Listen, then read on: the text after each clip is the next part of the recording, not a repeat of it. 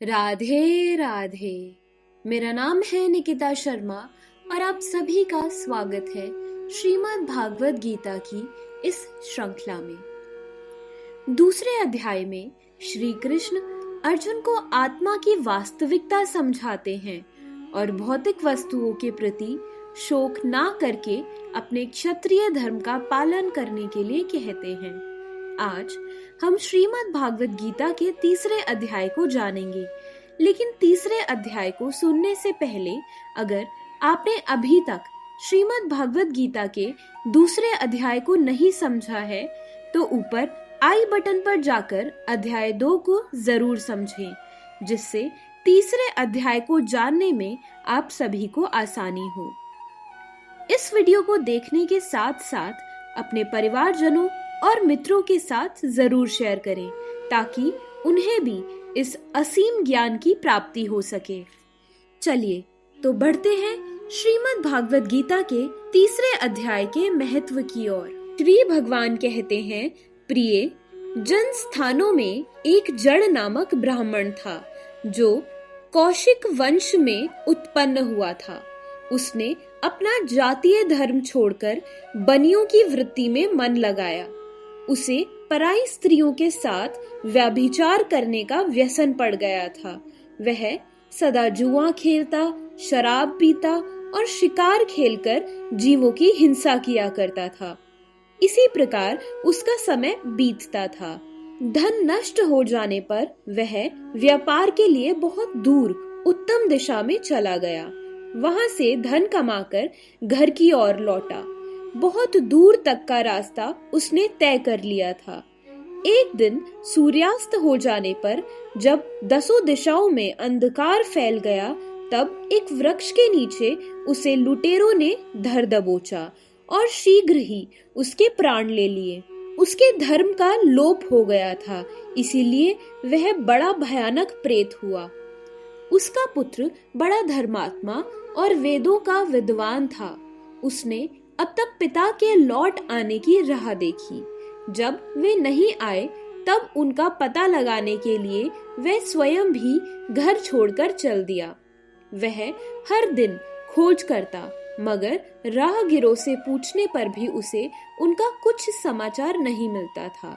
तदंतर एक दिन एक मनुष्य से उसकी भेंट हुई जो उसके पिता का सहायक था। उससे सारा हाल जानकर उसने पिता की मृत्यु पर बहुत शोक किया। वह बड़ा बुद्धिमान था। बहुत कुछ सोच विचार कर पिता का पारलौकिक कर्म करने की इच्छा से आवश्यक सामग्री साथ ले उसने काशी जाने का विचार किया। मार्ग में 7-8 मुकाम डालकर वह 9वें दिन उसी वृक्ष के नीचे पहुंचा जहां उसके पिता मारे गए थे। उस स्थान पर उसने संध्योपासना की और गीता के तीसरे अध्याय का पाठ किया। इसी समय आकाश में बड़ी भयानक आवाज हुई। उसने अपने पिता को भयंकर आकार में देखा। फिर तुरंत ही अपने सामने आकाश में उसे एक सुंदर विमान दिखाई दिया जो महान तेज से व्याप्त था। उसमें अनेकों शूद्र घंटिकाएं लगी थी। उसके तेज से समस्त दिशाएं अलौकिक हो रही थी। यह दृश्य देखकर उसके चित्त की व्यग्रता दूर हो गई। उसने विमान पर अपने पिता को दिव्य रूप धारण किए विराजमान देखा। उसके शरीर पर पीतांबर शोभा पा रहा था और मुनिजन उनकी स्तुति कर रहे थे। उन्हें देखते ही पुत्र ने प्रणाम किया। तब पिता ने भी उसे आशीर्वाद दिया।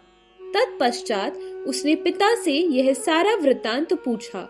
उसके उत्तर में पिता ने सब बातें बताकर इस प्रकार कहना आरंभ किया, बेटा, दैववश मेरे निकट गीता के तृतीय अध्याय का पाठ करके तुमने इस शरीर के द्वारा किए हुए दुस्त्यज कर्म बंधन से मुझे छुड़ा दिया।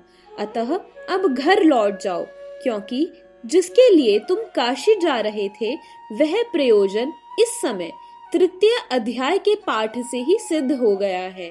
पिता के यों कहने पर पुत्र ने पूछा, तात, मेरे हित का उपदेश दीजिए और कोई कार्य जो मेरे लिए करने योग्य हो बतलाइए। तब पिता ने उससे कहा, अनघ, तुम्हें यही कार्य फिर करना है। मैंने जो कर्म किया है वही मेरे भाई ने भी किया था। इससे वे घोर नरक में पड़े हैं। उनका भी तुम्हें उद्धार करना चाहिए और मेरे कुल के और भी जितने लोग नरक में पड़े हैं उन सब का भी तुम्हारे द्वारा उद्धार हो जाना चाहिए। यही मेरा मनोरथ है। बेटा, जिस साधन के द्वारा तुमने मुझे संकट से छुड़ाया है उसी का अनुष्ठान औरों के लिए भी करना उचित है। उसका अनुष्ठान करके उससे होने वाला पुण्य उन नारकी जीवों को संकल्प करके दे दो। इससे वे समस्त पूर्वज मेरी ही तरह यातना से मुक्त हो स्व अल्प काल में ही श्री विष्णु के परम पद को प्राप्त हो जाएंगे। पिता का यह संदेश सुनकर पुत्र ने कहा, तात, यदि ऐसी बात है और आपकी भी ऐसी ही रुचि है तो मैं समस्त नारकी जीवों का नरक से उद्धार कर दूंगा। यह सुनकर उसके पिता बोले, बेटा, एव मस्तु तुम्हारा कल्याण हो, मेरा अत्यंत प्रिय कार्य संपन्न हो। इस प्रकार पुत्र को आश्वासन देकर उसके पिता भगवान विष्णु के परम धाम को चले गए। तत्पश्चात वह भी लौटकर जन स्थान में आया और परम सुंदर भगवान श्री कृष्ण के मंदिर में उनके समक्ष बैठकर पिता के आदेशानुसार गीता के 3 अध्याय का पाठ करने लगा। उसने नारकी जीवों का उद्धार करने की इच्छा से गीता पाठ जनित सारा पुण्य संकल्प करके दे दिया। इसी बीच में भगवान विष्णु के दूत यातना भोगने वाले नारकी जीवों को छुड़ाने के लिए यमराज के पास गए।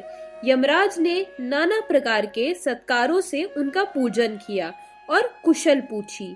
वे बोले, धर्मराज, हम लोगों के लिए सब और आनंद ही आनंद है। इस प्रकार सत्कार करके पितृलोक के सम्राट परम बुद्धिमान यम ने विष्णु दूतों से यमलोक में आने का कारण पूछा। तब विष्णु दूतों ने कहा, यमराज, शेष शैया पर शमन करने वाले भगवान विष्णु ने हम लोगों को आपके पास कुछ संदेश देने के लिए भेजा है। भगवान हम लोगों के मुख से आपकी कुशलता पूछते हैं और यह आज्ञा देते हैं कि आप नरक में पड़े हुए समस्त प्राणियों को छोड़ दें। अमित तेजस्वी भगवान विष्णु का यह आदेश सुनकर यम ने मस्तक झुकाकर उसे स्वीकार किया और मन ही मन कुछ सोचा। तत्पश्चात मदोन्मत्त नारकी जीवों को नरक से मुक्त देखकर उनके साथ ही वे भगवान विष्णु के वास स्थान को चले। यमराज श्रेष्ठ विमान के द्वारा जहाँ क्षीर सागर है वहां जा पहुँचे। उसके भीतर कोटि कोटि सूर्यों के समान कांतिमान नील कमल दल के समान श्याम सुंदर लोकनाथ जगत गुरु श्री हरि का उन्होंने दर्शन किया। भगवान का तेज उनकी शैया बने हुए शेष नाग के फणों की मणियों के प्रकाश से दुगना हो रहा था। वे आनंद युक्त दिखाई दे रहे थे। उनका हृदय प्रसन्नता से परिपूर्ण था। भगवती लक्ष्मी अपनी सरल चित्तवन से प्रेम पूर्वक उन्हें बार बार निहार रही थी। चारों ओर योगी जन भगवान की सेवा में खड़े थे। उन योगियों की आंखों के तारे ध्यानस्थ होने के कारण निश्चल प्रतीत होते थे। देवराज इंद्र अपने विरोधियों को परास्त करने के उद्देश्य से भगवान की स्तुति कर रहे थे। ब्रह्मा जी के मुख से निकले हुए वेदांत वाक्य मूर्तिवान होकर भगवान के गुणों का गान कर रहे थे। भगवान पूर्णतः संतुष्ट होने के साथ ही समस्त योनियों की ओर से उदासीन प्रतीत होते थे। जीवों में से उन्होंने योग साधन के द्वारा अधिक पुण्य संचय किया था। जब सबको एक ही साथ वे कृपा दृष्टि से निहार रहे थे, भगवान अपने स्वरूप भूत अखिल चराचर जगत को आनंद पूर्ण दृष्टि से आमोदित कर रहे थे। शेष नाग की प्रभा से उद्भासित एवं सर्वत्र व्यापक दिव्य विग्रह धारण किए नील कमल के सदृश श्याम वर्ण वाले श्री हरि ऐसे जान पड़ते थे मानो चांदी से घिरा हुआ आकाश सुशोभित हो रहा हो। इस प्रकार भगवान की झांकी करके यमराज अपनी विशाल बुद्धि के द्वारा उनकी स्तुति करने लगे। यमराज बोले, संपूर्ण जगत का निर्माण करने वाले परमेश्वर, आपका अंतःकरण अत्यंत निर्मल है। आपके मुख से ही वेदों का प्रादुर्भाव हुआ है। आप ही विश्व स्वरूप और इसके विधायक ब्रह्मा है। आपको नमस्कार है। अपने बल और वेग के कारण जो अत्यंत दुर्धर्ष प्रतीत होते हैं, ऐसे दानवेंद्रों का अभिमान चूर्ण करने वाले भगवान विष्णु को नमस्कार है। पालन के समय सत्व में शरीर धारण करने वाले विश्व के आधारभूत सर्वव्यापी श्री हरि को नमस्कार है। समस्त देहधारियों की पातक राशि को दूर करने वाले परमात्मा को प्रणाम है, जिनके ललाटवर्ती नेत्रों के तनिक सा खुलने पर भी आग की लपटें निकलने लगती हैं। उन रुद्र रूपधारी आप परमेश्वर को नमस्कार है। आप संपूर्ण विश्व के गुरु, आत्मा और महेश्वर हैं। अतः समस्त वैष्णव जनों को संकट से मुक्त करके उन पर अनुग्रह करते हैं। आप माया से विस्तार को प्राप्त हुए अखिल विश्व में व्याप्त होकर भी कभी माया अथवा उससे उत्पन्न होने वाले गुणों से मोहित नहीं होते। माया तथा माया जनित गुणों के बीच में स्थित होने पर भी आप पर उनमें से किसी का प्रभाव नहीं पड़ता।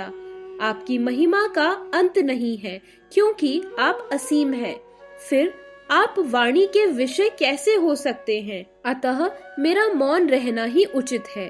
इस प्रकार स्तुति करके यमराज ने हाथ जोड़कर कहा, जगतगुरु, आपके आदेश से इन जीवों को गुण रहित होने पर भी मैंने छोड़ दिया है।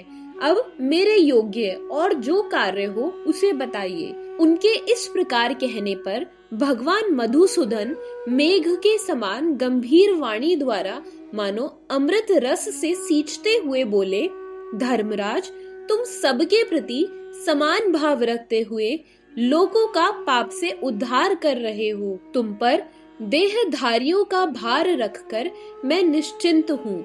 अतः तुम अपना काम करो और अपने लोक को लौट जाओ। यूं कहकर भगवान अंतर्ध्यान हो गए। यमराज भी अपनी पुरी को लौट आए। तब वह ब्राह्मण अपनी जाति के और समस्त नारकी जीवों का नरक से उद्धार करके स्वयं भी श्रेष्ठ विमान द्वारा श्री विष्णु धाम को चला गया। अब बढ़ते हैं श्रीमद् भागवत गीता के तीसरे अध्याय कर्म योग की ओर। अर्जुन ने पूछा, हे जनार्दन, यदि आपके मत से कम बुद्धि श्रेष्ठ है तो केशव मुझे इस घोर कर्म में क्यों लगाते हैं? मिले हुए वचनों से आप मेरी बुद्धि को भ्रम में डाल रहे हैं। निश्चय करके मुझे बतलाइए, जिससे मैं कल्याण को प्राप्त हो। श्री कृष्ण जी बोले, हे निष्पाप अर्जुन, मैं पहले समझ चुका हूँ कि इस लोक में दो प्रकार की निष्ठा कही है। एक तो सांख्य वालों का ध्यान योग, दूसरा योगियों का कर्म योग। कर्मों का आरंभ न करने से ही कोई निष्कर्म नहीं कहलाता और कर्मों का त्याग करके संन्यास ग्रहण करने से ही किसी को सिद्धि नहीं मिलती। मनुष्य क्षण भर भी कर्म किए बिना नहीं रह सकता। प्रकृति के गुण ही सब मनुष्यों को कुछ न कुछ कर्म करने में लगाते हैं। जो अज्ञानी कर्मेंद्रियों को रोककर आत्मचिंतन करने के बहाने विषयों की चिंता करता है, वह पाखंडी मिथ्याचारी कहलाता है। हे अर्जुन, जो इंद्रियों को मन से दमन कर विषयों में प्रवृत्त न होने देकर उनसे कार्य लेता है, वह कर्म योग का अभ्यास करता है और श्रेष्ठ कहलाता है। अपने धर्म के अनुसार नियमित कर्म के न करने से कर्म को करना अच्छा है। बिन कर्म किए तुम्हारे शरीर का निर्वाह नहीं हो सकता। हे कौन्तेय, यज्ञ के निमित्त किए जाने वाले कर्मों को छोड़कर जितने कर्म हैं, उनके करने से मनुष्य का बंधन होता है। अतएव तुम फल की इच्छा त्याग कर यज्ञ के लिए कर्म करो। सृष्टि के आरंभ काल में ब्रह्मा जी ने यज्ञ सहित प्रज्ञा को उत्पन्न कर प्रज्ञा से कहा था, तुम यज्ञादि कर्म करके वृद्धि को प्राप्त होंगे। यही कर्म तुम्हारे निमित्त कामधेनु होंगे। इस यज्ञ से तुम देवताओं को संतुष्ट करते रहो और देवता भी तुम्हें संतुष्ट करेंगे। इस प्रकार परस्पर बर्ताव करते हुए तुम और देवता कल्याण को प्राप्त होंगे। यज्ञ आदि कर्मों से प्रसन्न होकर देवता तुम्हें इच्छित सुख की सामग्रियां देंगे, परंतु उनके लिए हुए दान को जो बिना उनका भोग लगाए ग्रहण करता है वह चोर है। पंच महायज्ञ करके जो शेष बचा हुआ भोग ग्रहण करता है वह पापों से मुक्त हो जाता है, और जो अपने निमित्त ही अन्न पकाते हैं वे पापी पुरुष पाप को ही भक्षण करते हैं। अन्न से ही प्राणियों की उत्पत्ति होती है। अन्न मेघ से उत्पन्न होता है। मेघ यज्ञ द्वारा बरसता है और यज्ञ की उत्पत्ति कर्म से होती है। कर्म की उत्पत्ति ब्रह्म से हुई है और ब्रह्म अक्षर परमात्मा से।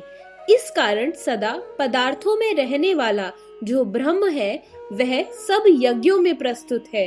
हे पार्थ, इस प्रकार चलाए हुए कर्म चक्र के अनुसार जो नहीं चलता है वह पापमय है और उनका जीवन व्यर्थ है। जो पुरुष आत्मा में ही रहता है और आत्मानंद अनुभव से तृप्त रहता है, आत्मा में ही संतुष्ट है, उससे कुछ भी कार्य शेष नहीं। वह कर्म करे या ना करे, उसको कोई प्रयोजन अथवा लाभ नहीं है और किसी प्राणी में अपना लाभ करा लेने की भी उसे कोई आवश्यकता नहीं है। इसीलिए तुम भी फल प्राप्ति की इच्छा त्याग कर्तव्य का पालन करो, क्योंकि फल की इच्छा त्याग कर कर्म करने वाला पुरुष मोक्ष को प्राप्त होता है। मुझको तीनों लोकों में भी कर्म शेष नहीं रहा और न कोई अप्राय वस्तु प्राप्त करनी है, फिर भी मैं कर्म करता हूँ।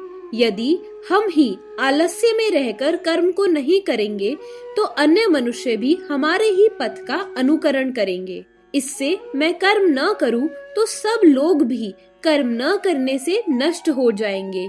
इससे मैं वर्ण शंकरों के उत्पन्न करने का हेतु बनकर प्रजा को नष्ट करने वाला समझा जाऊंगा। जिस प्रकार अज्ञानी फल की इच्छा करके कर्म करता है, वैसे ही धन की इच्छा न करते हुए ज्ञान को लोक शिक्षा की इच्छा करते हुए कर्म करना उचित है। कर्म में आसक्त अज्ञानियों की बुद्धि में ज्ञानी भेदभाव उत्पन्न न करें, परंतु आप स्वयं कर्म करता हुआ उसमें भी प्रसन्नता पूर्वक कर्म करवाएं। सब कर्म प्रकृति के गुणों के कारण ही उत्पन्न होते हैं, परंतु जिनकी बुद्धि अहंकार से भ्रष्ट है, ऐसे मूर्ख लोग समझते हैं कि हम कर्ता हैं, लेकिन जो गुण और कर्म के विभाग का सच्चा तत्व जानता है वह ज्ञानी पुरुष यह समझकर इसमें आसक्त नहीं होता कि गुणों का यह खेल आपस में हो रहा है। आध्यात्म बुद्धि से तुम सब कर्मों को मुझ में अर्पण करके कर्म फलों की आशा ममता को छोड़कर संग्राम करो। जो पुरुष श्रद्धा पूर्वक मेरे इस मत के अनुसार आचरण करते हैं वे लोग कर्म बंधन से निश्चय मुक्त हो जाते हैं। जो अज्ञानी इसको ग्रहण नहीं करते वे संपूर्ण ज्ञान से रहित हैं। उनको नष्ट हुआ समझो। अपना कठिन धर्म भी दूसरे के सहज धर्म से बेहतर होता है। स्वधर्म में मरना भी कल्याण कारक है, लेकिन अन्य धर्म भयानक है। अर्जुन ने कहा, हे विष्णु नंदन, पुरुष को पाप करने की इच्छा न होते हुए भी उसे कौन ऐसे पाप के मार्ग में प्रवृत्त करता है? कृष्ण जी बोले, रजोगुण से उत्पन्न होने वाला काम व क्रोध मनुष्य को पाप मार्ग में ले जाता है। इसे करके उत्पन्न इच्छा कभी तृप्त नहीं होती। ये महापापी और शत्रु है। जैसे अग्नि धूल से, दर्पण और झिल्ली से गर्भ का बालक ढका हुआ है, उसी प्रकार विषय की इच्छा से आत्मज्ञान ढका हुआ है। इंद्रियां, मन और बुद्धि इस काम के आश्रय स्थान है। इसके सहारे विशेच्छा ज्ञान को आच्छादित करके जीवन को मोहित कर लेती है। अतएव तुम सर्वप्रथम इंद्रियों को वश में करके ज्ञान और विज्ञान को नष्ट करने वाले इस पापी काम को अवश्य ही जीतो। कहते हैं इंद्रियां सबसे प्रबल हैं और इंद्रियों से भी प्रबल मन है। इस प्रकार जो बुद्धि से परे है उस आत्मा को जानकर निश्चयात्मक बुद्धि द्वारा मन को निश्चल करके हे महाबाहो तुम दुर्धर शत्रु को जीत लो। इसी के साथ श्रीमद् भागवत गीता का 3रा अध्याय समाप्त होता है। अगर आप सभी श्रीमद् भागवत गीता की इस श्रृंखला में हमारे साथ हैं, तो हमें कमेंट सेक्शन में अपने विचार जरूर बताइए और इस ज्ञान को अपने मित्रगणों और परिवारजनों के साथ अवश्य शेयर करें। अगले वीडियो में लौटेंगे श्रीमद् भागवत गीता के 4थे अध्याय और उसके महत्व के साथ। ओम नमो भगवते वासुदेवाय।